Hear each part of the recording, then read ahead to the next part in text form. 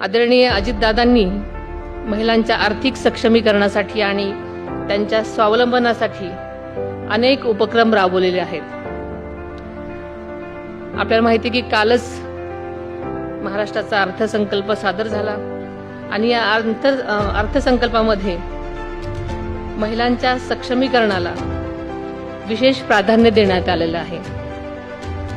मुख्यमंत्री माझी लाडकी बहीण योजना यामध्ये भरीव तरतूद करण्यात आलेली आहे आणि या योजनेचा जास्तीत जास्त प्रभावीपणे लाभ होण्यासाठी आणि पोहोचवण्यासाठी अंगणवाडी सेविकांना सुद्धा आर्थिक नियोजनाचं त्यांना विशेष प्रशिक्षण देण्यात येणार आहे। याशिवाय एकल महिलांसाठी स्वतंत्र धोरण तयार करण्यात येणार आहे।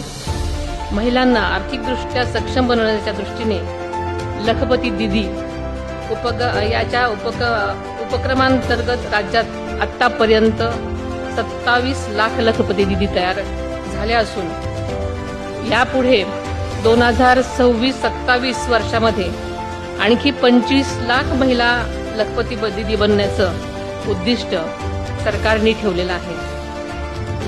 तसेच महिला बचत गटांनी तयार केलेल्या वस्तूंच्या बाजारपेठ उपलब्ध करून देण्यासाठी राज्यातील 13 जिल्ह्यांमध्ये उमेद मॉल सुरू करण्याचा निर्णयही या अर्थसंकल्पामधून घेण्यात आलेला आहे।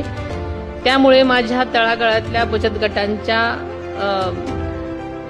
उत्पादनाला नक्कीच चांगला भाव मिळणार आहे आणि त्यांच्या विक्रीतून माझ्या सगळ्या महिला भगिनी स्वावलंबी आणि सक्षम बनण्यास मदत होणार आहे।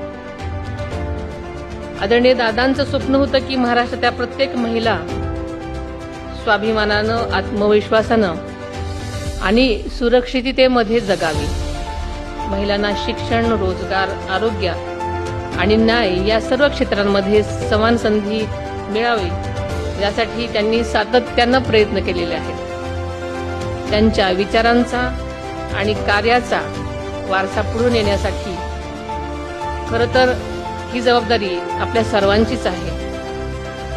राज्य सरकार महिलांच्या सुरक्षिततेसाठी, शिक्षणासाठी, आरोग्यासाठी आणि आर्थिक स्वावलंबनासाठी सातत्यानं विविध योजना राबवत आहे। महिलांना न्याय मिळवून देण्यासाठी आणि त्यांच्यावर आत्मविश्वास वाढवण्यासाठी महिला आयोग खरोखरच अत्यंत महत्त्वपूर्ण भूमिका बजावताना आपण पाहत आहोत।